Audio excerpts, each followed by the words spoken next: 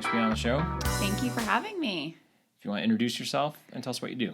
Yeah, so my name is Kelly Miethe, and I am a prenatal and postpartum exercise specialist. So describe to our listeners what that is. Yeah, right. So in layman's terms, I help pregnant women and women that have maybe just given birth work out safely and effectively. There's so much that happens to our pregnant body, and there's so much that we do with our posture and even the way that we walk, and even sometimes our feet can grow in pregnancy. So that just totally throws everything off. So I just work with women one-on-one and help them to kind of wake everything up, or if it's somebody in pregnancy, I help them through the different trimesters with appropriate exercises that can keep them active, which has a lot of benefits for baby and mom, but just kind of working with them and customizing an approach that will make them strong and confident. What are things to consider, in that population in general, or maybe things that people don't always know about? Yeah, so, and that's kind of funny because I actually got into this because of that, because I had worked out and done, tons of fitness, different things from like kickboxing to weightlifting, running. I was a big runner, and we don't often think about the impact and what our organs are sort of doing when baby's growing. And like our backs are overcompensating. Our glutes are overcompensating. Our pelvic floor is just getting so much damage, for lack of a better word. Not that I'm saying, so much that pregnancy damages pelvic floor, but that's something to really think about. There's a lot of issues that can happen when you're not taking care of your body appropriately. So, for example, to put it again in a little more layman's terms, is let's say that you are a runner and you continue running all the way through your pregnancy. That can actually cause a lot of problems post-pregnancy. You could develop some prolapse, which is some organ descending, and incontinence, a lot of pain, even pain during sex. I mean, there's a lot of stuff. So we really just want to keep the integrity of those muscles all through pregnancy. And how did you develop that as a career? Well, because I didn't do that. I was not concerned about my organs or pelvic floor or any of that. I didn't take that into consideration. And a lot of really well-meaning, really well-intentioned, and incredibly strong and successful fitness instructors, they actually don't know how to train a pregnant woman. They don't understand the anatomy, and even like taking hormones into account, and taking, just like I said earlier, like your stride changes, your center of gravity changes. So there's a lot of things when we talk about, exercising, like if you're not really worrying about the proper movements, you can do a lot of damage. And so that's exactly what I did. And when I had just given birth to my daughter, Sailor, I was great and I felt great and I bounced back, pretty quickly. But after a couple of weeks, I remember getting up out of bed and I literally couldn't walk, and there was like shooting pain. And my husband was like, "Oh, you took it too hard." And I contacted my OB, and he kind of was like, "Well, I don't really do this. So, you're going to need to see your, a PT or, get an MRI or some kind of x-ray or something." So it was like a long process. And I went to a postpartum physical therapist, different from pelvic floor physical therapist, but she sort of worked on me, and just my pelvis was messed up. My hips were so, out of alignment. I had no strength in my glutes, and it was all these like little foundational pieces. My pelvic floor was kind of a mess, which I learned later, and I had diastasis recti. So my body was essentially wrecked over this like, really awesome pregnancy where I was really strong and running and doing planks and all these things that I probably shouldn't have been doing. I put so much stress on that body and that system that when my body was done, giving birth and essentially had an injury, it sort of was like, okay, this is what you did to me for the last 9-10 months. So we need to recover. Like, we're stopping you. That was like the red light of my body saying no. And so I decided that I couldn't have been the only one. And I really wanted to help other women that were facing these issues, that they, could work out properly and that they could stay really strong and really active and feel really good, but just appropriately. So how'd they go from the idea phase to implementing it? Because I think a lot of times people will have some kind of an experience, but it doesn't occur to them, like maybe I should help others do this, or maybe I should make my own company. Yeah, I mean, it was kind of funny because I had rehabbed myself through lots of different practitioners and online things and whatnot have you. And I was kind of graduated, so to speak. Like I felt really good. I had closed my gap a little bit, the separation of my abdomen. And I found out I was pregnant like a month later. I was like, oh my gosh, you're kidding me, you know? I wanted another child, but it was just sort of like, I just fixed everything. And I know that might sound bad, but you know, we have such an emotional connection to our identity, and part of that is our physical body, right? So I decided that I wanted to get all of the knowledge of these people that were helping me. And I started studying and doing some of these courses, and then a bunch of my best friends got pregnant at the same time. So I was sort of experimenting on them and myself, and it just kind of turned into a passion project that turned into a little bit of a career and a little bit of a business, where now it's like my passion really is just to help women. And if I can't help them, you know, giving them the resources that can. Was your second pregnancy different after doing everything that you did after the first one? Did that set you up for better success the second time around? It did. And I have this like brain of mine, and I think a lot of us can relate, that like to be really physical and active is, it's difficult to sort of put the brakes on because you're so happy and excited about like running, for example, for me. And some people might be weightlifting, and it's like you really have to put the brakes on. So then my second pregnancy, I feel like I did things properly. Like I listened to my body a little bit more, as corny as that sounds, but I really did give myself boundaries. I stopped running at 12 weeks, maybe even earlier than that, honestly. I did a lot of release work. I practiced breathing. I was really gentle with myself. And in the first pregnancy, no, it was like balls to the wall, or however you want to say it. And so, you know, what's funny is my first pregnancy was really easy, and my labor was really easy. And because of all of that breath work that I did and release work, and that's really part of training in pregnancy, is releasing as much as we are like contracting our muscles, right? I had such an easier recovery, even though my pregnancy workouts weren't as tough, so to speak. So it was a lot different in terms of my activity because I wasn't pushing myself. I had nothing to prove. I was just trying to, in honesty, experiment with my body, and it went well. So That's a great point you bring up about the relaxation and the tension or contraction of muscles. I think that's a big thing that as I treat individuals, about basically figuring out what that is for people, because you can't always be on tension all the time, right? We can't maintain a contraction. And I don't think there should be expected, because there are things that our muscles need to do, right? There's a stretch and a shortening cycle. There's a relaxation cycle. So I think it's a great point that you bring up, because it doesn't need to be tension all the time. yeah. Or you need to hold your bicep curl for that amount of time. Yeah. And I think implementing breathing work is getting more and more important too. So as we've been seeing more people, we've just noticed that a lot of people just don't know how to breathe from the get-go. Yeah. So you're pretty much starting at ground zero, despite whatever the issue is that the person has. Have you noticed the same thing? I have, and you can actually change someone's outcome with some breath work. I mean, it could just be so much that they're shallow breathing, which means that you're just kind of breathing into your chest.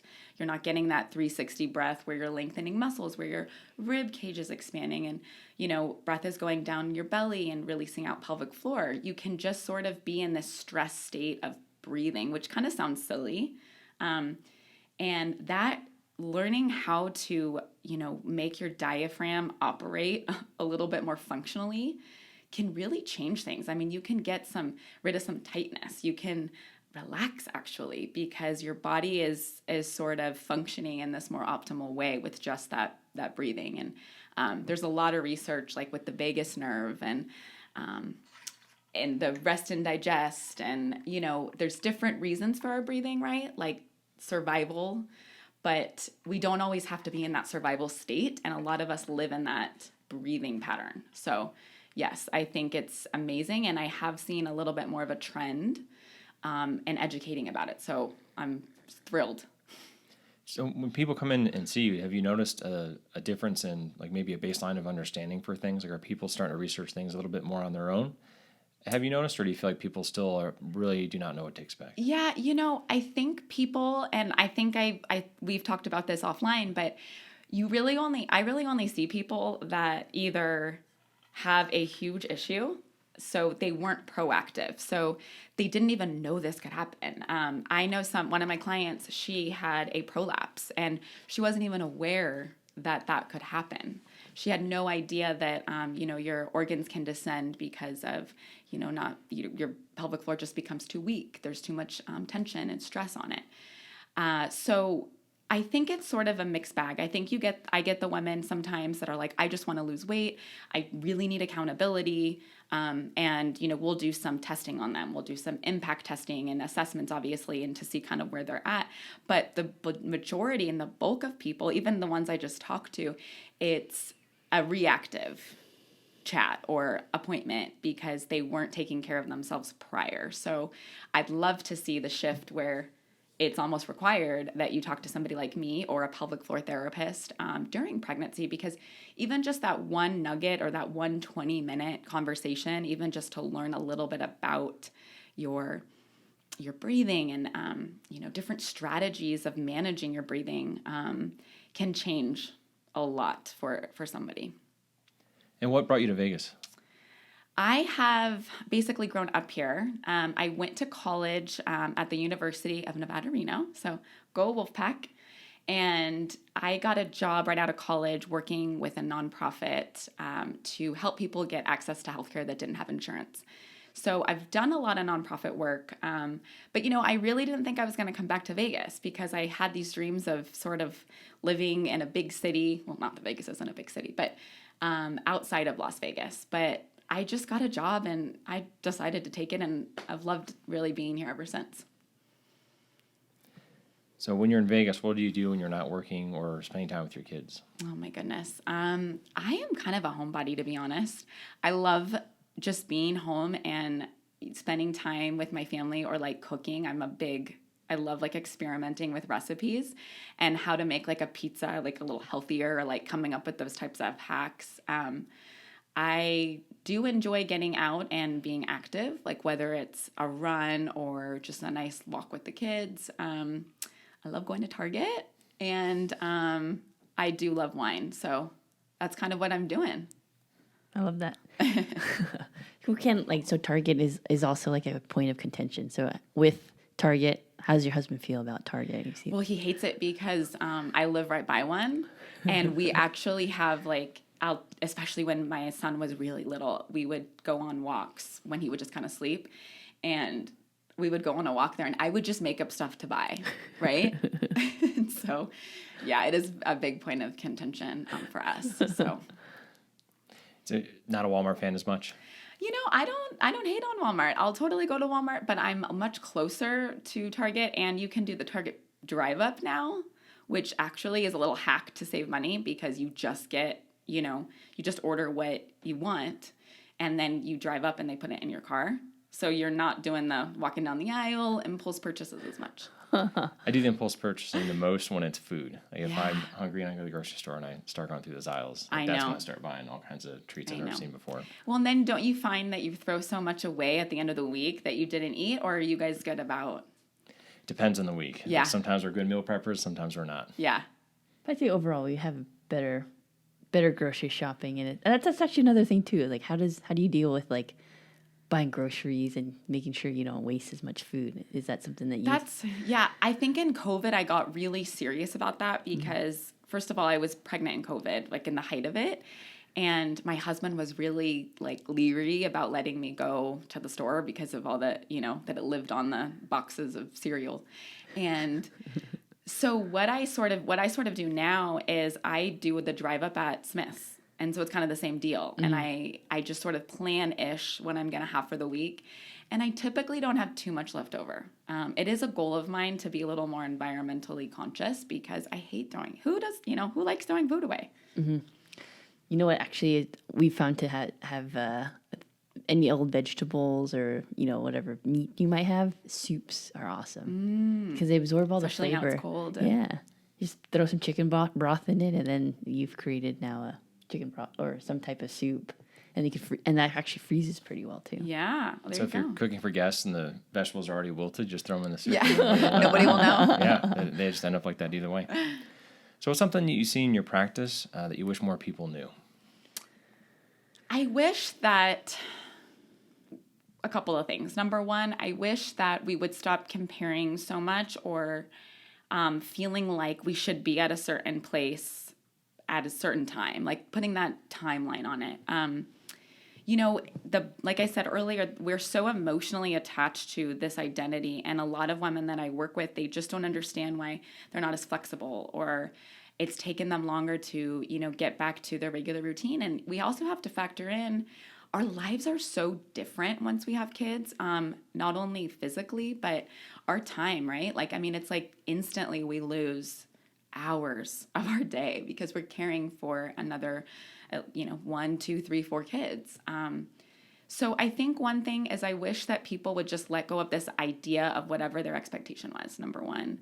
And I also really hate when people will come to me. I don't hate this, but this is my pet peeve. People will come to me and they will say, I did this online program and I paid X amount of dollars and they promised all of these things. And it's all just like vanity metrics. Like you're going to lose 10 pounds or you're going to fit into your pre-mom jeans, or it's all these like buzzwords. And that is a pet peeve of mine because it's like, I don't want the bounce back. I always say bounce forward. Like we're bouncing into this new identity. And so it almost just, I guess, breaks my heart that people believe that if you do these certain exercises, which by the way aren't even okay to do if you haven't had an assessment with like a PT or someone like me, that they will be right back into this person that they were. So I guess that it's just being more gentle with themselves and accepting this new way of life. And what's your going through that as the bouncing back versus bouncing forward, which I think is a great way to put it. What is it that happens, and like what is the transition like for people? Because again, I've never been through that process. And what do you think is the biggest barrier for folks who maybe have an active lifestyle or maybe didn't have an active lifestyle? And what does that look like in terms of what does bouncing forward for people mean, like in general? Like what's the barrier of why that has become a bouncing back type of mentality, if you will? Does that make sense? Well, yes, it does. And I have so much to say on this, but I guess I'd break it down into, we often go on social media and we see people that are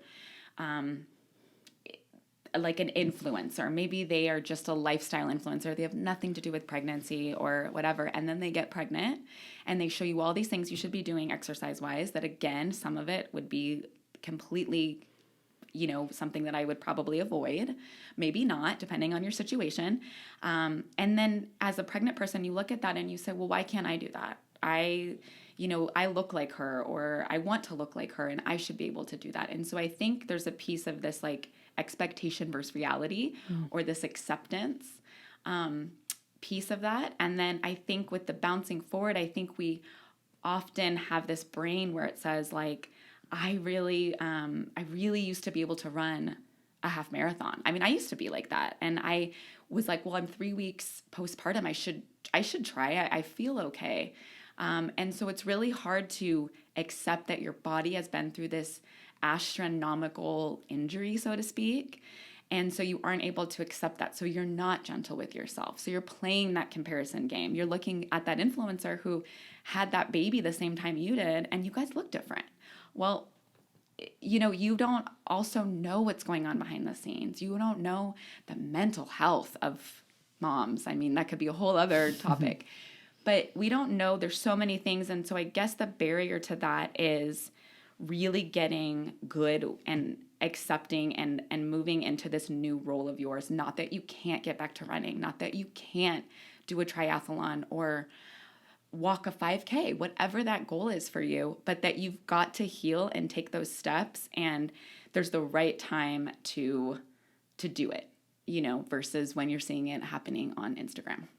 That's a really good point. I think that's one of the most important things that we see with people as well is they'll have some kind of an injury or an event occur, and then they assume as soon as I'm out of pain, I'm exactly how I was before. And that is the number one reason why we end up seeing people is a lot of times they just don't know how to properly scale things or how to listen to your body. So you've touched on both those points. I think that's really good and insightful that you have, picked that apart and then come to the same realization. But that's definitely the main things that we see with people. Yeah. Well, and when I was, I don't know, if my mom's listening, she would know because she was visiting when this happened, but I was probably like 2 weeks out, and I don't think I've ever really admitted this. So here, you guys get some juice right now. I went on like a 3-mile run, and I wore my little brace. You can wear these like postpartum braces, and they're great for stability and compression and kind of holding everything together, but they're not meant for somebody that's going to go on a run because you're not supposed to run at 3 weeks postpartum. But I did, and that was kind of the catalyst of all of my problems later on. And so it was like, as much as I knew I shouldn't have probably done it, you feel okay. But I wish that we could like x-ray our bodies and just go, all of your organs, all of your muscles are just literally hanging in like a pool of blood and water, and they are not ready for that.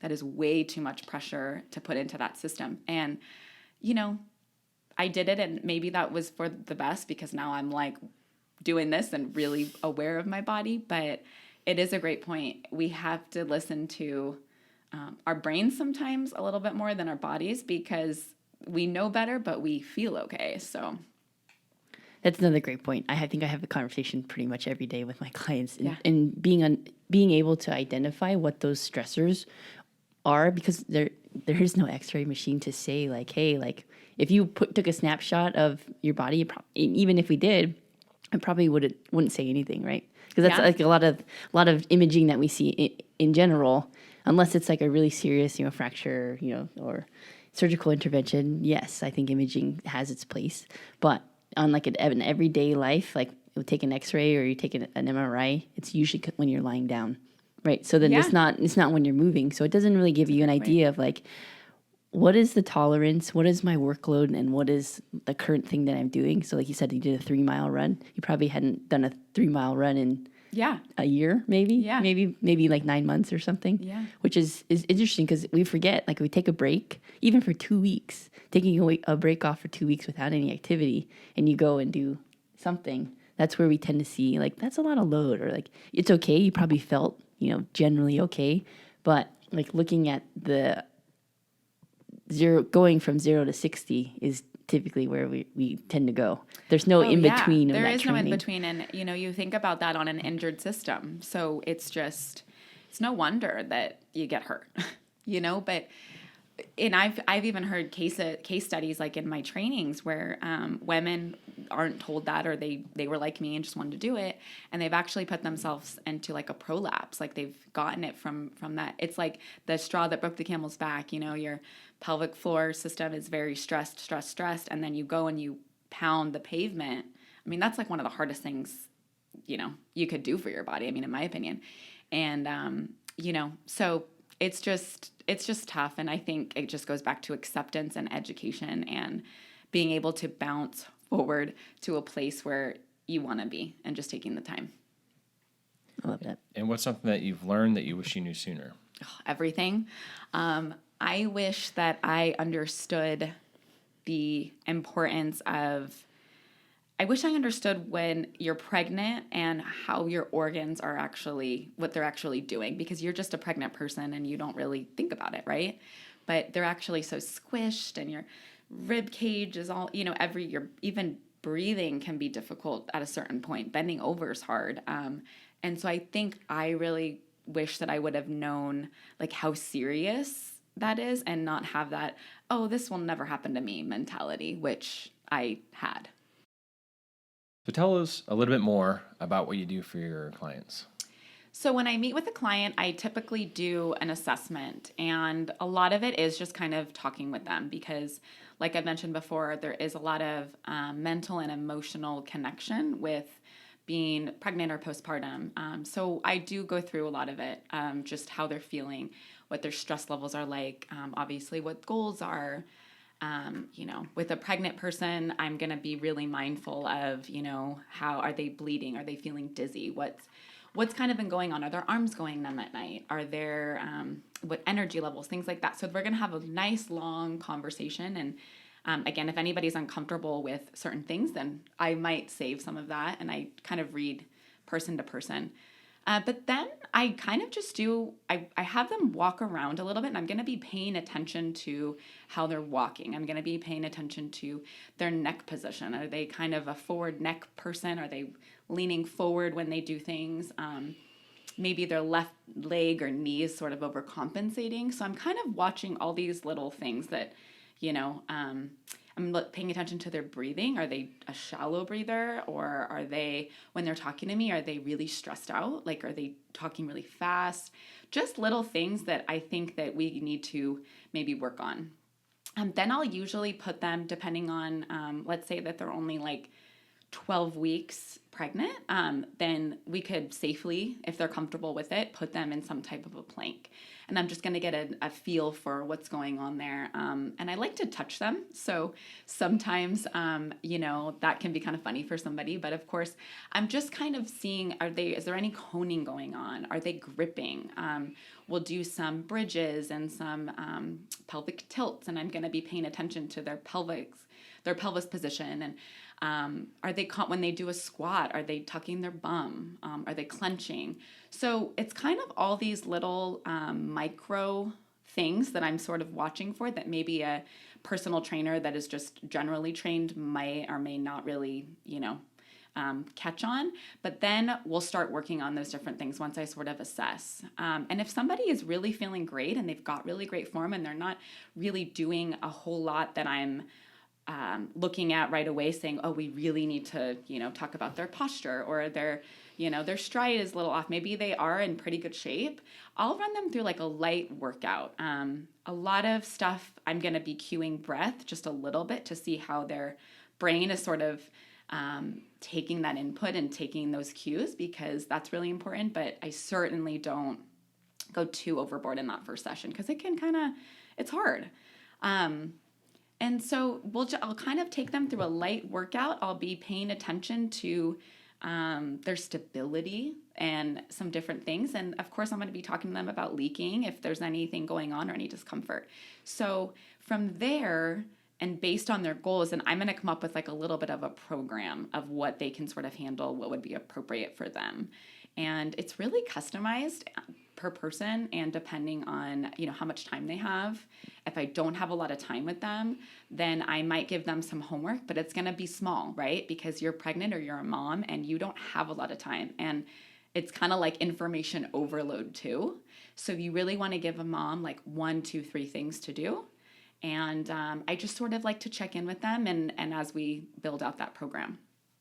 We touch base too on some of the things you mentioned. So coning, can you describe to somebody what that is, and also gripping? What are those things, and what are the things that you look out for? Yeah. Yeah. So coning is really when the abdominal wall has separated, and it's very common in pregnancy.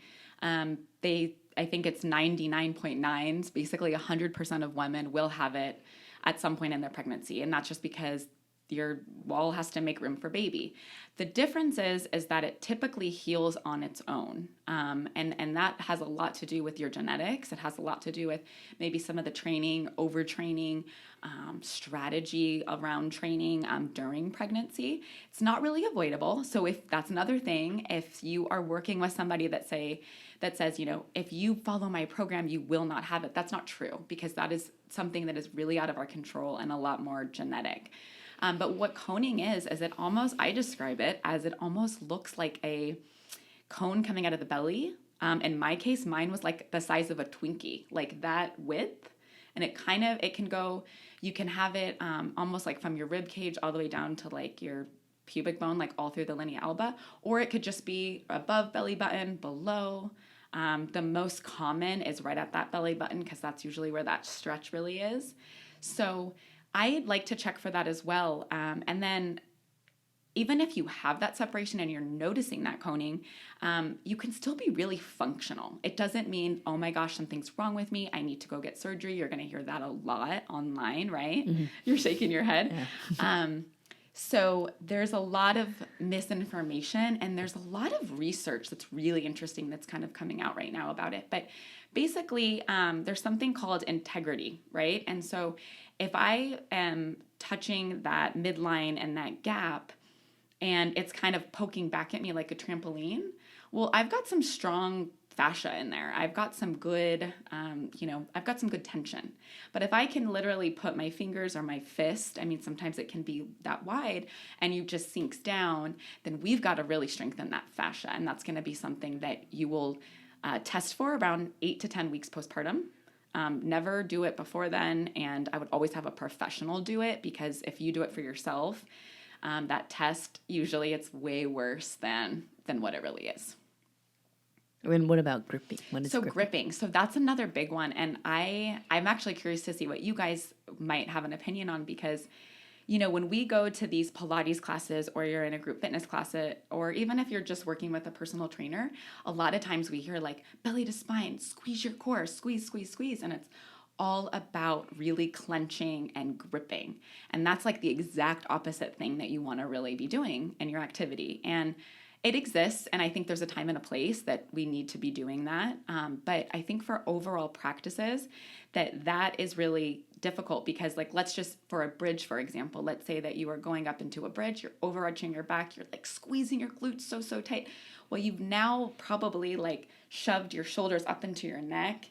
So you've kind of turned off some breathing here, and you're completely deactivating your core. And so a lot of times we're watching these workout videos, or we're at a gym setting, and we feel like we're doing all the right moves because we were just tight. We're walking around with our belly to spine.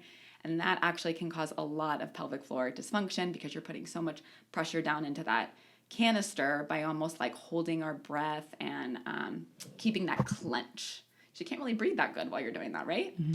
Yeah, that's a great point that you bring up. It's probably another conversation we have on a daily basis with pretty much every client. And it's really about finding an appropriate amount of things, right? So I like to say this too, when you're doing a hollow hold, for example, like a gymnastics move, mm-hmm. you're not going to create the same abdominal brace that you would if you're going to lift 500 pounds off the ground. Right. And vice versa, right? You're not going to do a hollow hold if you're... or you're not going to do that. Sorry, I messed that up. You're not going to do a abdominal brace as you would like you're going to pick 500 pounds up when you're doing a handstand, right? Or, a toes to bar or something like hanging on a bar. So, or like any gymnastics move. So it's right. It's about finding the appropriate amount of things. So, and part of that too is as we introduce movements and certain movements, it's when we work with people are typically injured, right? Or they're trying to improve some type of performance. And it's always challenging because there's a neurological component of how people create tension, right? And that's just something they're like, okay, the instructor told me to do that. And that's just something that you continue to do. But there might not be a way that you create something different for yourself. Or like knowing that there's a different way to do stuff. It doesn't have to be this linear thing, and this is the only way to do something. Right. Yeah, I always say to somebody to kind of dumb it down is like, imagine you're going to pick up a couch. You're going to help someone move, and you're going to go and pick up the couch. Like, tell me how you're going to do it. And most of the time it's like, we take that breath in and we hold, and then we muscle it up. And that is really creating a ton of pressure into our pelvic bowl, our pelvic floor. Throw a pregnancy, a baby, some squished organs in there. It's just, it can create a lot of problems. So when we're talking about exercising in these different, trimesters, or even in the postpartum, we want to be really mindful of like where our breath is, coming in and when it's coming out. And we definitely don't want to be holding it at all. And I always say you can't breathe through a clench or a grip. So... yeah, it's definitely like creating the appropriate amount of attention for the task. Yeah. Like, so that's a big thing that people, I think, need a little bit more practice with, just like the breathing thing we spoke about earlier. Yeah. So do you have any specific instances to illustrate maybe some people that you've helped out in the past? Yeah, so I worked with somebody that had a small case of separation, or diastasis recti, and it was her second baby, and she had probably had it, through her first pregnancy, beyond, and then got pregnant again and everything. And, she was at a good weight for her. She was, really happy with that. She was happy with mostly the way that she looked, but she felt like she had this like mummy tummy is what some people refer to it as. And that can just be like almost like you look a little bit pregnant, or maybe like you just ate a big burrito or something, because you don't have the integrity of those muscles to kind of hold everything in. So it's kind of just loosey-goosey.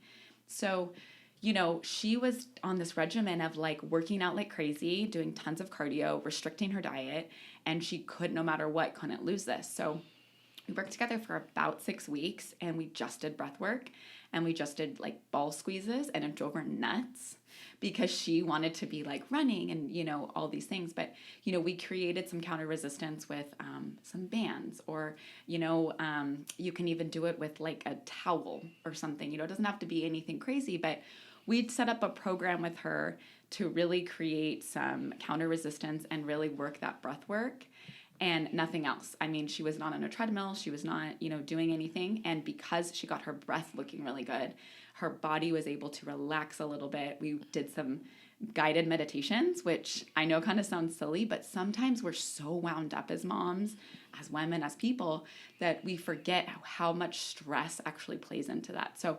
and doing some myofascial release, just kind of massaging around. And that really got her gap from like a 3 to about a 1.5, which is pretty significant. It's difficult to get it past that because 1.5 is actually considered normal.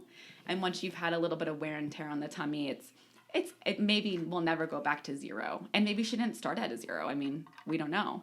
We all have a little bit of separation, but that was a really big win for me, because even just doing these like silly little ball squeezes, which she kind of was like rolling her eyes at me about, she would text me and be like, I've never felt my core wake up like this. And it just, made me want to dance, because I'm like, it's simple, not easy, right? It's simple to do, but it's not easy to be disciplined and also just really be patient and focused on your body.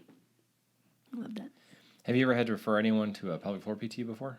I refer everyone to pelvic floor PT if they can, right? I know that insurance cost, resources, things like that are definitely a huge barrier, which you guys probably, can speak to. And I think that everyone, even if they go one time, should go to a pelvic floor PT. When you're pregnant, that'd be awesome. If you are, definitely in your postpartum if you can.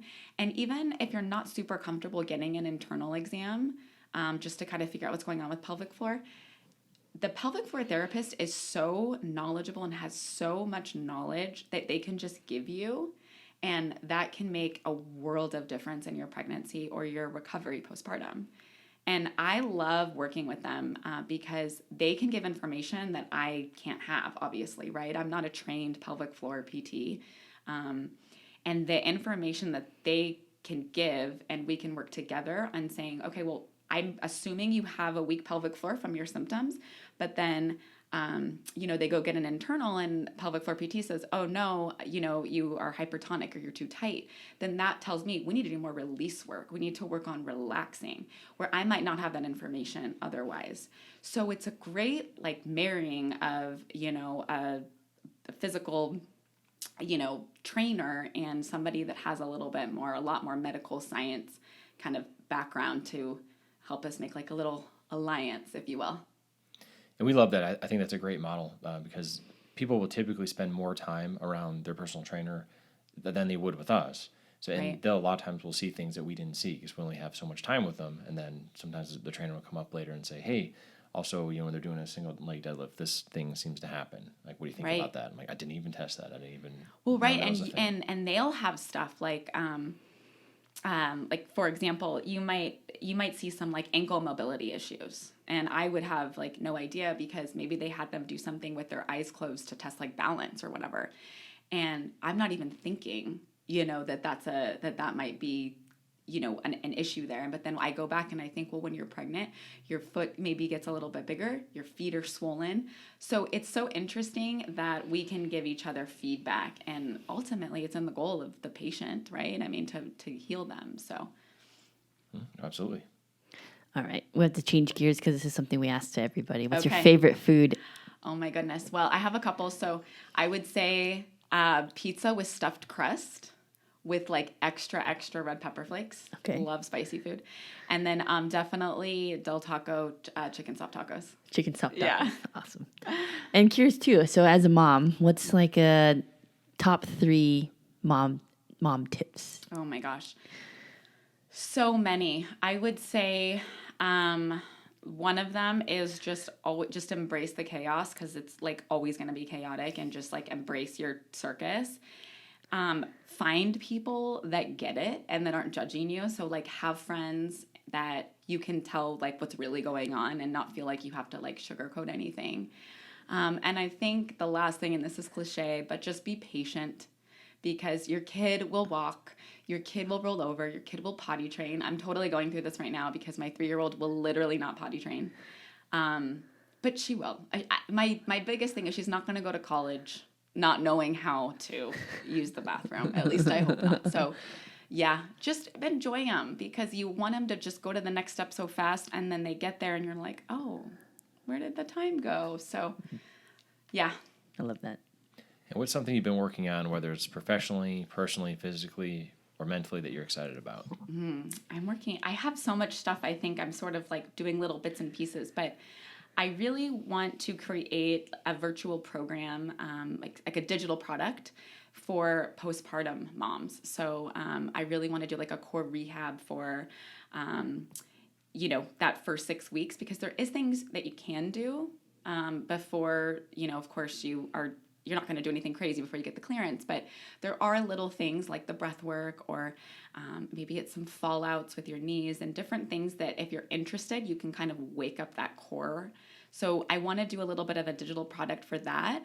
And then same thing for women who are pregnant. So that was probably a little bit more of on the horizon, but I'm kind of gathering little bits and pieces to create that. I love that. And how can people find you? I am most accessible on Instagram, and my handle is Baby Mama Moves.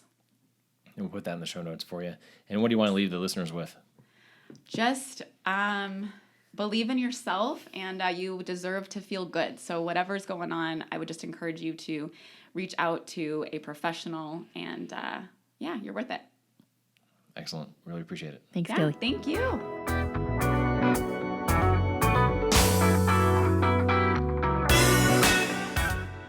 We'd like to thank you for listening to La Vida Las Vegas podcast. We hope you enjoyed the time with our guests as much as we did. It would help us out so much if you could share, subscribe, or review our podcast, or any combination of the 3. Thanks again, and remember to take care of yourself.